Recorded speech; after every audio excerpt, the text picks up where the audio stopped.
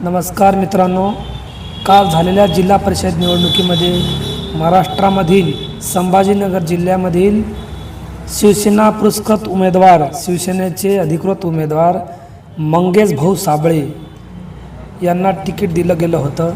पण अनावधानाने म्हणा किंवा तिथल्या जनतेच्या चुकीने म्हणा किंवा तिथल्या जनतेने मतदान न दिल्यामुळे त्यांचा पराभव झाला. यावरून मित्रांनो हे समजते की चांगल्या माणसाला जनतेची किंमत नाही.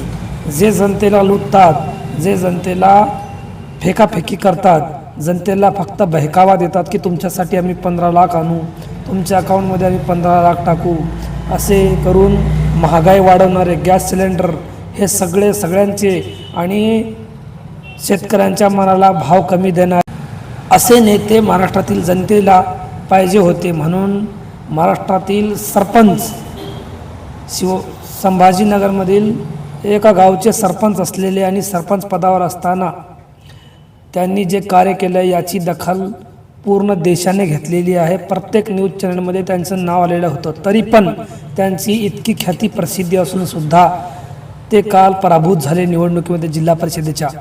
यावरून लोकांनी बोध घेतला पाहिजे की तुमच्या कामाला कुठंच किंमत नाही. तुम्ही पैसा जनतेला वाटला पाहिजे. आज महाराष्ट्रामध्ये इलेक्शन कमिशन कुठे आहे ते दुनियाला माहिती नाही. कारण खुलेआम पैसा वाटला जातो, खुलेआम दारू वाटली जाते, हे दुनियाला दिसत असते.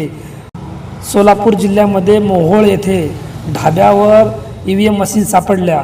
EVM मशीन कशा सापडल्या, कुठून आल्या याची चौकशी न करता इलेक्शन कमिशनने हे डिक्लेअर केले की त्या EVM मशीन ह्या एक्स्ट्रा होत्या. म्हणजे ते जे होते कुठे कमी पडले किंवा कुठे खराब झाले EVM मशीन तर त्यांचा वापर केला जात होता अशा होत्या. परंतु चौकशी करण्याची अजिबात जबाबदारी घेतली नाही. यावरून समजते मित्रांनो की मतदान कसं झालेलं आहे आणि खऱ्या नेत्याला मतदानमध्ये किंमत बिलकुल नाही.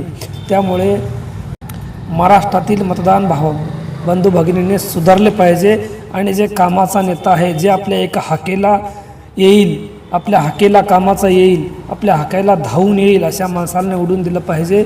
आणि सुशिक्षित तरुणाला कमीत कमी अंगठे बहादूर नाही, जे चहावाले फेकून दुनियाला हे दाखवून की आम्ही तुमच्या अकाउंटमध्ये 15 लाख टाकू असे म्हणून अमेरिकेसोबत ट्रेड डील करून शेतकऱ्याचा जे बाजारभाव कमी करत आहेत. आज शेतकरी आपला महाराष्ट्रामध्ये प्रत्येक पिकाला कमी बाजारभाव मिळतो म्हणून आत्महत्या करत आहे. आणि दुसरीकडे आपल्या देशाचे पंतप्रधान अमेरिकेसोबत ट्रेड डील करून अमेरिकेचे सगळे उत्पादन भारतामध्ये आणत आहेत. यावरून लोकांना सुधरा, आता तरी सुधरा, वेळ अजून वाया गेली नाही. जय हिंद.